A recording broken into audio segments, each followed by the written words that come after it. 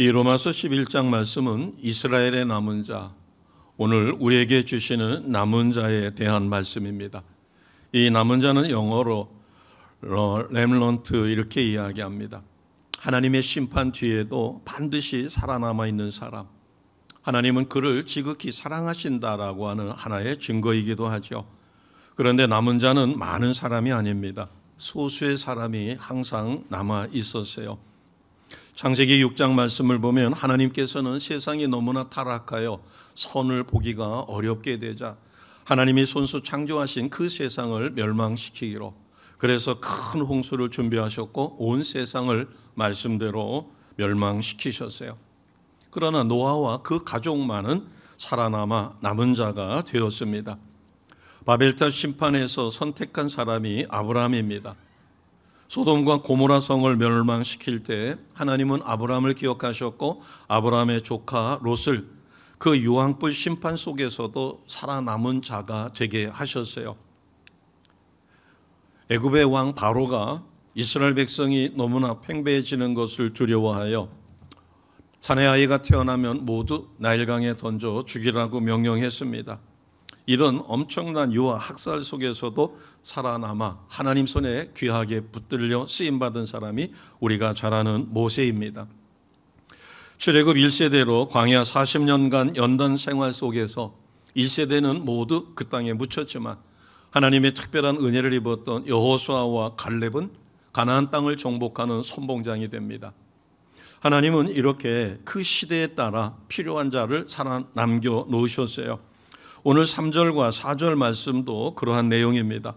아합 왕 시대에 바알에게 무릎 꿇지 않는 7,000명을 엘리야와 함께 남겨두셨다는 거죠. 남유다가 바벨론에 의하여 멸망당할 때 하나님은 하나님의 사람들을 남겨놓으셨어요. 자, 이사야 10장 20절이 그러한 말씀입니다. 이사야 10장 20절 같이 하겠습니다. 그날에 이스라엘의 남은 자와 야곱 족속의 피한 자들이 다시는 자기를 친자를 의지하지 아니하고 이스라엘의 거룩하시니 여호와를 진실하게 의지하리니. 아멘. 1절 2절에 보면 첫째 줄 둘째 줄에 보면 이스라엘의 남은 자, 그리고 야곱 족속의 피난한 자들, 그들은 자기를 침략해서 지배하는 그 지배 족속을 의지하는 게 아니라 하나님만을 의지하도록 그렇게 되었다는 거죠. 하나님의 은혜를 입고 살아남은 자, 하나님이 쓰시려고 남겨놓으신 이들, 우리는 이들을 남은 자라고 이야기합니다.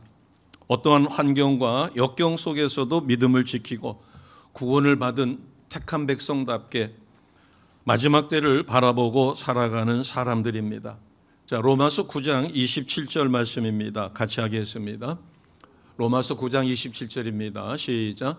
또 이사야가 이스라엘에 관하여 외치되 이스라엘 자손들의 수가 비록 바다의 모래 같을지라도 남은 자만 구원을 받으리니. 아멘. 하나님이 아브라함에게 약속하셨어요. 하늘의 별보다도 바닷가의 모래알같이 너의 자손이 이 땅에 편만할 것이다. 그런데 오늘 둘째 줄에 보게 되면 이스라엘 자손의 수가 바다의 모래알같이 많을지라도 하나님 앞에 선택받은 자는 한계가 있다. 남은 자만 구원을 받는다는 것입니다. 왜 그럴까요? 8절을 보겠습니다. 하나님의 택함을 받지 않으면 하나님의 말씀을 절대로 이해할 수가 없어요. 8절 같이 갑니다. 시작. 기록된 바 하나님이 오늘까지 그들에게 혼미한 심령과 보지 못할 눈과 듣지 못할 귀를 주셨다 함과 같으니라. 아멘. 국어를 잘한다고 해서 성경을 읽어 성경의 모든 말씀이 이해되는 게 아니죠. 소설처럼 읽을 수는 있어요. 또 지식이 있으니까 어느 정도는 이해할 수 있을 것입니다. 그러나 깊은 뜻은 하나님이 열어주셔야 된다. 그래서 8절에 보면 그들의 혼미한 심령, 보지 못할 눈, 듣지 못할 귀를 주셨다. 하나님이 하나님의 세계는 이 말씀 속으로 들어가 풍성한 은혜를 먹고 마시고 누리는 것은 하나님의 은혜를 덧입은 자, 남은 자만이 가능하다 하고 말씀하여 주시죠. 우리가 이 성경 전체를 살펴보면 하나님은 징벌하시거나 심판하기를 좋아하시는 하나님이 결코 아니시죠. 하나님은 택한 백성이 잘못된 곁길을 가더라도 그 길에서 돌아오기를 진실로 원하셔요. 그래서 사랑의 하나님, 용서의 하나님입니다. 바로 우리가 11장 1절서부터 말씀을 하는데 10장 21절 바로 앞에 있습니다. 또 PPT에도 준비했습니다. 우리가 같이 보겠습니다. 같이 선포합니다. 로마서 10장 21절이에요. 이스라엘에 대하여 이르되 순종하지 아니하고 거슬러 말하는 백성에게 내가 종일 내 손을 벌렸노라 하였느니라. 아멘. 하나님은 어떤 하나님인가? 이스라엘이 하나님 말씀에 순종하지 않습니다. 하나님의 말씀을 거역해요. 거슬러요. 그런데도 하나님은 그들이 돌아오라고 내가 종일, 잠시가 아니라 한순간이 아니라 하루 종일 내 손을 벌렸다. 벌렸다라고 하는 것은 돌아오도록 그렇게 하셨다는 거죠. 때로는 상급으로 그들의 삶을 풍성하게, 때로는 징벌로, 그렇게 해서 어떻게 해서든지 그들이 하나님 원하시는 뜻대로 하나님의 바른 길로 돌아서도록 내가 종일 내 손을 벌렸노라. 우리는 이 사실 하나만 기억해도 하나님의 은혜가 얼마나 크고 감사한가 감사할 수 있습니다. 아멘. 오늘 본문이 로마서 11장입니다. 로마에 있는 교회 성도들은 꽃길만 걸은 게 아니죠. 로마 황제가 예수 믿는 이들을 무섭게 핍박합니다. 로마가 지배를 해도 정복할 수는 있어도, 그러나 이 예수쟁이들의 상상만큼은, 생각만큼은, 믿음만큼은 어찌할 수가 없어요. 그들은 콜로세움 경기장에 던져져 사자에게 물어뜯겨 죽으면서도 그들의 얼굴 속에는 웃음이 펴 있다는 겁니다. 기절초풍할 노릇이죠. 그래서 무시무시한 환난과 핍박 가운데 있어요. 그래서 로마에 있는 성도들에게 바울은 남은 자의 사상을 이야기하면서 하나님은 너희를 특별히 사랑하여 환난 가운데 남겨놓으셨다는 겁니다. 그래서 두려워하지 말라라고 말씀합니다. 그래서 바울은 논리적으로 설명을 해주는 거예요. 1절에 자기가 어떠했는가, 그런 자기를 용서하여 하나님은 이방의 선교자로, 전도자로 자기를 세워주셨다. 그리고 두 번째는 엘리야 시대에도 엘리야가 하나님 앞에 이스라엘 백성이 너무나 패악하여 고소했지만 하나님은 바알에게 무릎 꿇지 않는 7천인을 남겨놓으셨다라고 말씀하면서 엘리야를 위로하셨고 그 7천인을 그 시대에 쓰셨다. 그러면서 세 번째는 지금도 하나님의 은혜 가운데 남은 자가 있다는 겁니다. 5절입니다. 오늘 우리에게 주시는 소망이 5절에 있습니다. 같이 선포합니다. 그런즉 이와 같이 지금도 은혜로 택하심을 따라 남은 자가 있느니라. 아멘. 그래서 우리가 말씀을 나누기 전에 하나님의 남은 자십니다. 하나님의 택한 자입니다. 우리가 서로 축복해 주셨습니다.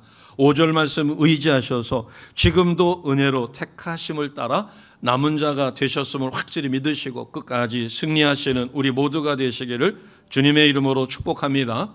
아멘. 바울이 이제 첫 번째로 자기 자신을 들어서 증명하는 거예요. 하나님은 남은 자를 남겨놓으실 정도로 우리를 사랑하시는 하나님이다. 우리를 결코 버리지 않는 하나님이다라고 하는 거죠. 자, 1절을 보겠습니다. 바울이 자신을 뭐라고 소개하는가 하면 나는 이스라엘인이요 아브라함의 씨에서 난 자요 베냐민 지파다. 메시아를 거절한 이스라엘입니다. 하나님이 이스라엘을 사랑하여 세상을 사랑하여 메시아를 이 땅에 보내셨지만 예수를 십자가에 못 박아 죽게 한 사람들이에요. 복음을 배척했을 뿐만 아니라 예수 믿는 사람들을 무섭게 핍박했습니다. 이스라엘은 하나님의 진노의 심판을 벗어날 길이 전혀 없는 것이죠. 하나님의 공의로만 보게 되면 저들은 필히 형벌을 받아 용서받을 수 없는 백성입니다. 왜냐하면 예수님을 십자가에 못 박았고 그러면서도 자신의 잘못을 전혀 뉘우칠 줄 모르는 완악한 사람들이었어요. 이것은 곧 개심 전에, 개종하기 전에 사도 바울의 모습이었어요. 그래서 사울은 자기를 그렇게 소개합니다. 자, 빌립보서 3장 5절 말씀이 압축적으로 잘 사도 바울의 배경이 어떤가를 가르쳐 줍니다. 같이 하겠습니다. 나는 8일 만에 할례를 받고 이스라엘 족속이요 베냐민 지파요 히브리인 중에 히브리인이요 율법으로는 바리새인이요. 아멘. 8일 만에 할례를 받았다고 하는 것은 철저하게 율법 생활을 어려서부터 시작했다는 거죠. 그리고 이스라엘 족속일 뿐만 아니라 야곱이 가장 사랑했던 베냐민. 야곱에게는 2명의 여인이 있었지만 라헬에게서 난 막내죠. 그 베냐민 지파였다. 그리고 히브리인 중에 히브리인이었고 율법으로는 바리새인이었다. 바리새인은 철저히 율법에 어긋나지 않은 삶을 살기 위하여 일주일에 2번 이상 금식하고 구제하고 하나님 말씀을 암송하고, 그리고 옷에다가도 하나님의 말씀을 적어서 머리끝 수술에다가도 달고 다닐 정도로, 이마에다가 그 말씀함을 달고 다닐 정도로, 문을 나가게 되면 오른쪽에 레마의 함이 있어가지고 거기에다가 손을 대고, 들어올 때도 손을 대고, 그럴 정도로 철저한 바리새인 중에 바리새인이었다는 겁니다.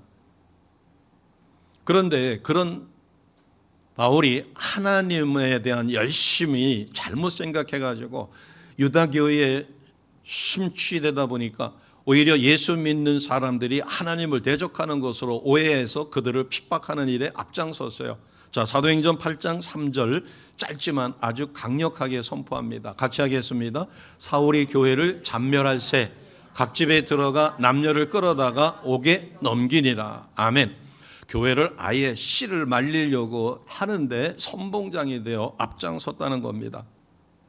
그래서 바울은 자신을 뭐라고 이야기하는가 하면, 자기가 교회를 잔멸할 때 각 집에 들어가 남녀를 끌어다가 옥에 넘길 뿐만 아니라 다메섹에 있는 예수쟁이들을 체포하려고 공회가 준 사령장을 갖고, 체포영장을 갖고 그들을 체포하러 가려다가 예수님을 만났죠. 그래서 자기를 죄인 중에 괴수다, 그냥 죄인이 아니라 그런 죄인 중에 자기가 가장 으뜸이다. 왜냐하면 열심히 있었거든요. 얼마만큼 열심히였는가, 모든 사람이 존경할 만큼. 이러한 바울을 하나님은 버리지 않으셨다. 너희가 알지 않느냐, 내가 어떤 사람이었느냐. 그러나 나를 하나님은 버리지 않으셨다. 그게 1절의 말씀입니다. 그러면서 두 번째로 누구를 예를 들어서 하나님은 너희를 사랑하시고 너희를 남은 자로 쓰신다고 증명하고 있는가 하면 2절서부터 4절까지가 엘리야와 그 시대에 바알에게 무릎 꿇지 않는 7,000명입니다. 자, 2절, 3절 같이 하겠습니다. 2절, 3절입니다. 시작. 하나님이 그 미리 아신 자기 백성을 버리지 아니하셨나니 너희가 성경이 엘리야를 가리켜 말한 것을 알지 못하느냐? 그가 이스라엘을 하나님께 고발하되 주여 그들이 주의 선지자들을 죽였으며 주의 제자들을 헐어버렸고 나만 남았는데 내 목숨도 찾나이다 하니. 아멘. 엘리야 시대에는 아하방만 나쁜 사람이 아닙니다. 아하방은 아내를 잘못 얻었어요. 이세벨이라고 하는 이방 여인입니다. 그가 아하방과 정략 결혼을 할 때 우상을 가지고 왔어요. 바알 아세라 신을 섬기는 우상 집안의 여인입니다. 그러다 보니까 아하방이 바알 아세라 상을 섬기는 우상 숭배에 빠지자 이스라엘 백성들도 똑같이 우상 숭배에 빠졌어요. 그들은 하나님의 언약을 배반하고 거짓 선지자들과 한통속이 되어 하나님의 선지자 목숨 걸고 바른 신앙을 회복하라고 선포하는 그들을 잡아 죽였어요. 그리고 자기까지도 죽이려고 합니다. 자, 열왕기상 19장 10절이 이것을 적나라하게 고발합니다. 같이 하겠습니다. 그가 대답하되 내가 만군의 하나님 여호와께서 열심히 유별하오니 이는 이스라엘 자손이 주의 언약을 버리고 주의 제단을 헐며 칼로 주의 선지자들을 죽였음이오며 오직 나만 남았거늘 그들이 내 생명을 찾아 빼앗으려 하나이다. 아멘. 하나님 앞에 고발할 때 어떻게 고발하는가 하면 이스라엘 자손이 하나님의 언약을 버렸습니다. 하나님의 말씀을 불순종합니다.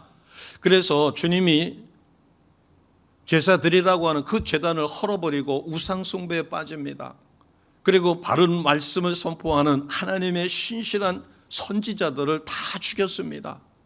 다 죽이고 자기만 남았다는 거예요. 그런데 자기가 지금 광야로 도망쳤지만 자기 생명을 찾아 죽이려고 집요하게 추적하고 있다. 자, 3절이 바로 그 내용입니다. 그래서 엘리야는 동굴 속에서 패역한 이스라엘 백성을 하나님 앞에 고발하는 거예요. 하나님의 택한 백성이 지금 타락했습니다. 이렇게 형편무인증역으로 무너졌습니다. 하고 하나님 앞에 신원하고 있는 거죠. 그런데 하나님은 뭐라고 답변하셨을까? 4절입니다. 4절. 하나님의 참 크신 사랑이죠. 우리가 엘리야를 어마어마한 능력의 엘리야요, 갈멜산에서 바알 아세라 선지자 450명, 400명, 850명과 싸워서 혼자서 호롤단신 그들을 모두 처치한 정말 대단한 선지자예요. 그런데 그가 얼마나 힘들었고 얼마나 공경에 처했으면 하나님 앞에 자기가 목숨 걸고 사랑했던 이스라엘 백성을 고발할까? 거기에 비하면 우리가 현실적으로 어떤 역경과 환난에 처해 있다 할지라도 엘리야의 고난과는 비교가 되지 않을 것이에요. 엘리야는 능력의 종이었습니다. 한번 상상해 보세요. 물동이를 갖다가 제단에 물을 부어서 도랑 가득 물이 흘러서 도저히 이것은 불 붙는다는 것은 상식적으로 불가능하죠. 그러나 엘리야가 기도했을 때 하늘에서 불이 떨어져. 그 전에 바알과 아세라 선지자, 거짓 선지자들에게 시간을 줍니다. 하루 종일 그들이 심지어는 자기 몸을 자해해서 피를 흘리고 난리를 쳤어도 하늘에서 불이 떨어지지 않았어요. 그러나 엘리야는 물을 가져오라 해서 물동이로다가 그 제단의 장작을 흠뻑 적셔서 옆에 고랑에 물이 그득할 정도로, 그러고서 엘리야가 기도했을 때 하늘에서 불이 내려 삽시간에 그 제단의 모든 것을 태워버렸어요. 어마어마한 승리입니다. 그랬던 엘리야가 광야로 도망치게 됐고 동굴에 숨어가지고 하나님 앞에 신원하며 이스라엘 백성을 눈물로 고발할 때 하나님은 그 백성을 사랑한다라고 하는 증거로 엘리야를 위로해 주셨어요. 자, 그것이 4절입니다. 하나님의 음성으로 듣습니다. 같이 합니다. 그에게 하신 대답이 무엇이냐?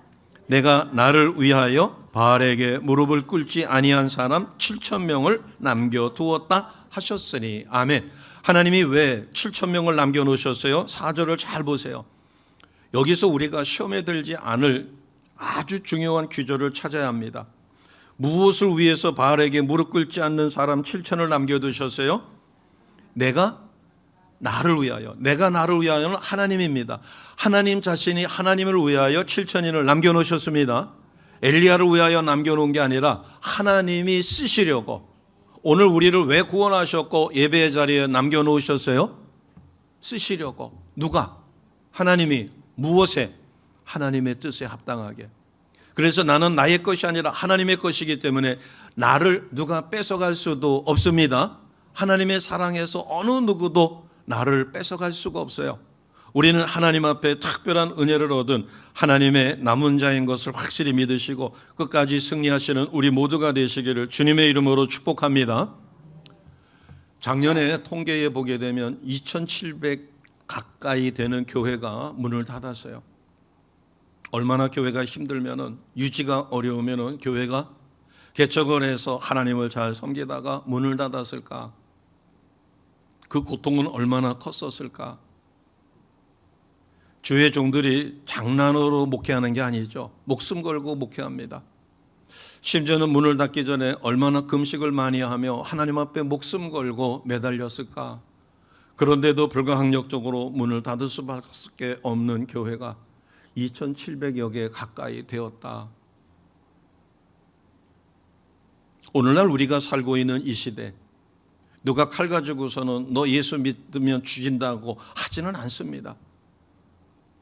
전 정권에서 코로나로 인하여 우리가 예배를 못 드리고 수만 명이 모이는 교회도 20, 30명 예배를 송출할 수 있는 소수의 인원만 남게 하고 나머지는 아예 예배당에 들어오지 못하게 하던 때가 있었죠. 그러나 오늘날에는 총칼로 우리를 위협하지 않고 누가 죽인다라고 생명을 위협하지 않아도 우리가 살고 있는 이 시대가 우리를 너무나 어렵게 만듭니다. 현대인들은 모두가 바빠요.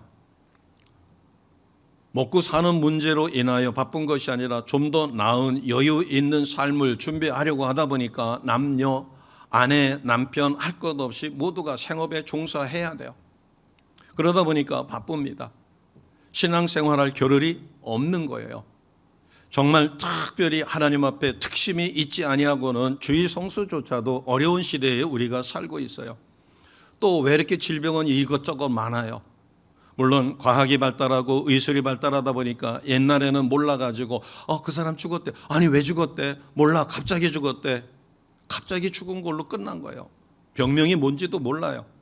심장마비인지, 그래서 나중에는 뭐 급살이니 뭐니 이제 그런 표현까지 썼죠. 그러나 우리가 살고 있는 이 시대는 모든 것을 돈이 지배하는 것처럼 사회 구조가 그렇게 돼버렸어요. 금실이 좋기로 소문났고 직장 생활을 참 잘했고 명예롭게 은퇴를 했어요. 그래가지고 자기의 노후의 삶을 위하여 어떻게 할까 하려다가 아내가 음식 솜씨가 좋으니까 그러면 우리가 식당을 하자 해서 자기의 재산을 털어서 자신이 있으니까 음식점을 시작을 했어요. 그런데 뜻하지 않게 코로나 시대를 맞이합니다. 버티다가 3년을 버텼지만 빚은 늘어나게 되고 그냥 조그만하게 구멍가게처럼 시작했으면 괜찮겠지만 그래도 자신 있고, 왜냐하면 퇴직금이 있으니까 그것을 가지고 사업을 시작했죠. 잘 될 줄 알았는데, 시작은 잘 됐는데 중간에 코로나가 오다 보니까 9시 넘어서 영업을 못하게 합니다. 그러다 보니까 또 모이지도 못합니다. 그래서 결국은 3년을 버티다 빚만 늘어나게 됐고 3년 후에 이제 알거지가 됐어요. 은퇴 자금을 다 투자를 하고 그것을 매일매일 유지하려고 하다 보니까 빚이 늘어나게 됐죠. 빚더미에 올라앉았습니다. 노후에 안락한 삶을 위하여 투자했던 것이 오히려 이제 생각을 합니다. 빚더미에 올라앉았는데 노후에 어떻게 살 것인가? 이제 둘이 몽도남발하고 나가서 알바를 한다고 해도 빚을 갚을 방법도 없고, 그러다 보니까 자연스럽게 누가 와서 목 조르는 것도 아닌데 스스로 부부가 한많은 세상을 스스로 목숨을 끊는 것으로 누가 끊게 했어요? 경제적인 침체, 코로나 상황으로 인하여, 그리고 국가가 지켜줘야 되는데 그렇게 해서 잘못된 정책으로 인하여 그런 엄청난 사람들의 피해가 발생했지만 결국 스스로 목숨 끊는 그러한 참담한 일들이 벌어지게 됩니다. 총칼로 위협을 받고 예수 믿으면 죽인다라고 해도 목숨 걸고 예수를 믿던 사람들이 자신도 모르게 조금씩 현실과 타협하다가 보니까 52주 중에서 한 주 빠지면 어떨까? 새벽을 깨우고 저녁에 매일 달려와서 기도하던 기도의 용사들이 현실적으로 어려워요. 자손들은 커가는데 써야 될 돈은 필요한데, 그러다 보니까 점점 직장 생활에 그래서 시간을 늘크고 하다가 보니까 예수 믿는 신앙생활이 점점 줄어들어요. 누가 억압을 한 것도 아니고 누가 강제한 것도 아니지만 스스로가 판단해서 그렇게 하다가 보니까 신앙은 침체되고 일은 늘어나고 육체는 고단하고, 그러다 보니까 하나님 믿는 일이 소홀해질 수밖에. 오늘날 우리는 물질 문명의 노예가 돼서 황금 만몬신을 섬기는 사람들 가운데 살아갑니다. 그러다 보니까 옛날에는 열심하고 말씀을 사모하고 그러던 삶이 이제는 어느새 하나님을 믿는 자를, 온전히 믿는 자를 보기 어려운 시대가 됐어요. 주일 성수만 해도 대단한 신앙으로 인정받는 시대가 돼버렸습니다. 자, 그런데도 불구하고 이스라엘 백성이 패악하여 주님을 대적하고 엘리야 시대에도 제단을 헐고 선지자들을 죽이고 우상 숭배에 빠졌던 그들을 하나님은 모두 불심판하지 않고 바알에게 무릎 꿇지 않고 입맞추지 않은 7천인을 남겨놓은 것처럼 5절에 지금도 은혜로 택하심을 따라 남은 자를 두셨습니다. 아멘. 이것은 하나님의 택한 백성을 얼마나 끝까지 사랑하시는가 하는 것입니다. 5절 말씀은 하나님께서 자기 백성을 버리지 않았다는 산 증거가 됩니다. 사도 바울의 삶을 보게 되면 바울은 잘못 생각했어요. 유다이즘에 빠져가지고 유대교에 신봉하다 보니까 예수 믿는 자를 핍박하는 것이 오히려 옳다라고 생각했고 얼마나 열심히 예수 믿는 자들을 핍박했어요. 바알신을 섬기던 타락했던 엘리야 시대 사람처럼 사도 바울은 청년의 시절에 잘못된 가르침에 의하여 예수 믿는 사람들을 핍박했어요. 그리고 나서 이제 인격적으로 예수님을 다메섹 도상에서 만난 다음에 그가 변화가 됩니다. 그러면서 남은 생애를 살아가는 모습을 보면 그가 어떻게 저렇게 어마어마한 시련과 환난을 극복할 수 있을까? 그것은 하나님에 대한 사랑, 남은 자를 통하여 일하시는 하나님의 그 엄청난 사랑을 몸소 체험했기 때문입니다. 아멘. 우리도 하나님이 택하셨어요. 세상에 80억이나 되는 어마어마한 사람 중에 하나님은 나를 택하여 예수 믿게 만드셨습니다. 오늘 예배 자리에 앉혀놓으셨습니다. 아멘. 이것을 우리가 확실하게 믿을 때 우리는 바울처럼 어떠한 역경과 환난도 능히 극복할 수 있다는 것이에요. 자, 고린도 후서 11장 24절 25절 두 절밖에 되지 않지만 바울 사도가 얼마나 환난 많은 삶을 살았는가를 증거합니다. 같이 하겠습니다. 3번 태장으로 맞고 1번 돌로 맞고 3번 파선하고 일주야를 깊은 바다에서 지냈으며 여러 번 여행하면서 강의 위험과 강도의 위험과 동족의 위험과 이방인의 위험과 시내의 위험과 광야의 위험과 바다의 위험과 거짓 형제 중의 위험을 당하고. 아멘.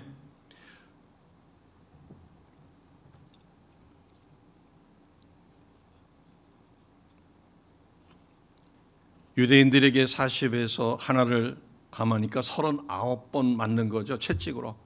그것을 5번이나 맞았다.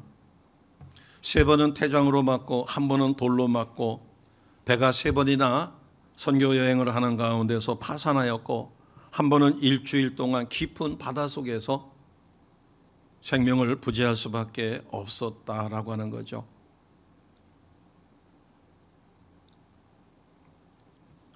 그런 바울이었지만 그는 회심 이후의 삶을 통하여 하나님 앞에 모든 것을 감사하며 또 하나님이 자기에게 주신, 어떤 사람들은 그렇게 이야기할 수 있습니다. 사도 바울은 천국을 보지 않았느냐?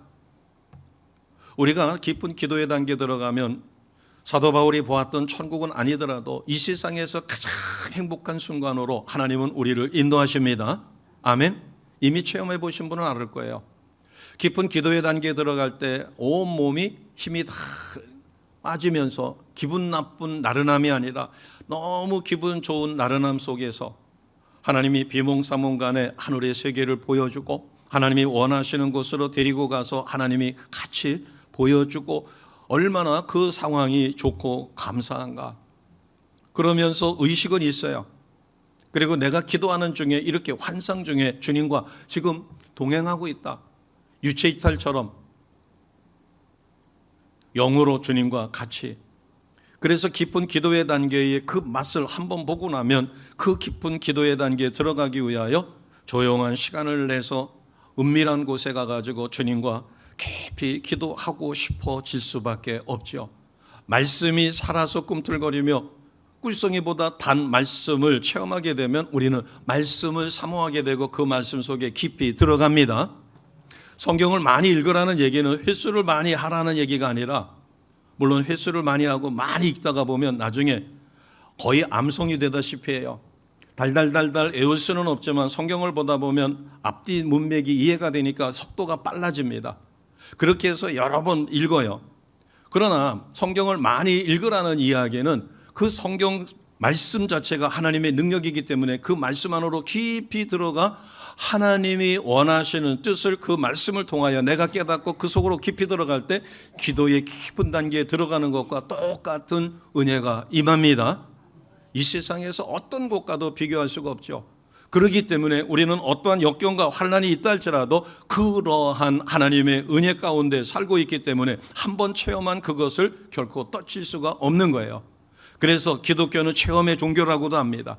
우리가 겸손하게 아니에요가 아니라 하나님이 은혜를 주시면 깊은 은혜의 단계에 들어가 내가 어떤 역경과 환난이 있더라도 그 맛을 놓칠 수 없는 깊은 단계로 들어가시기를 주님의 이름으로 축복합니다.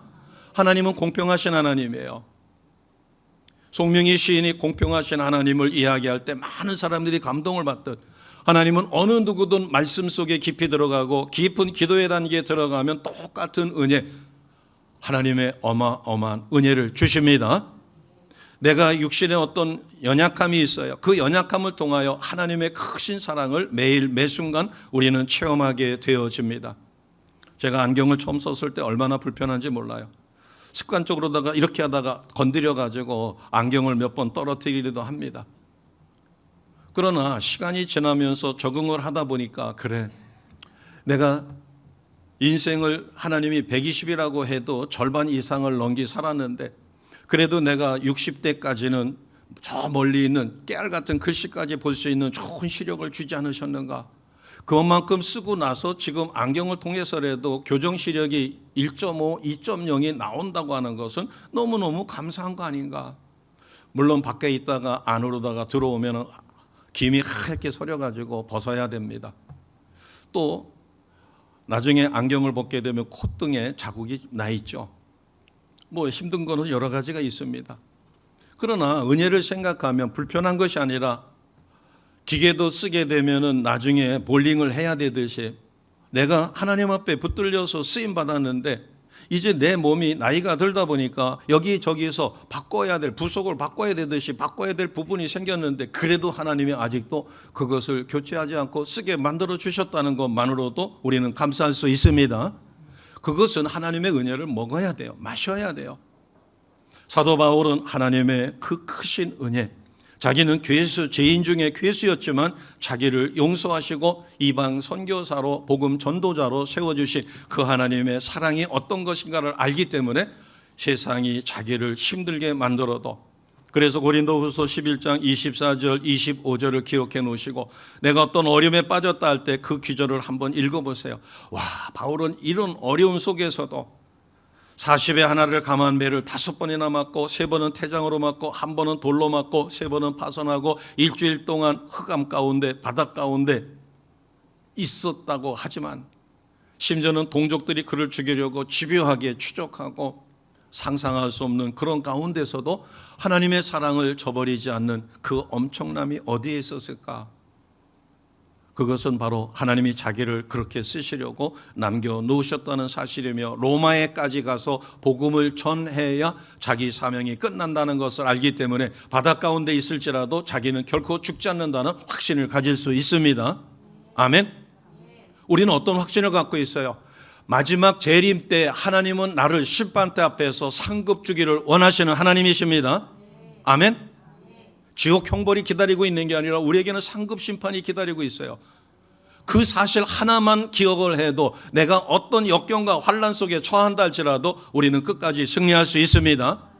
그래서 바울은 3가지를, 자기 자신을 봐라, 내가 이랬던 사람이 아니냐.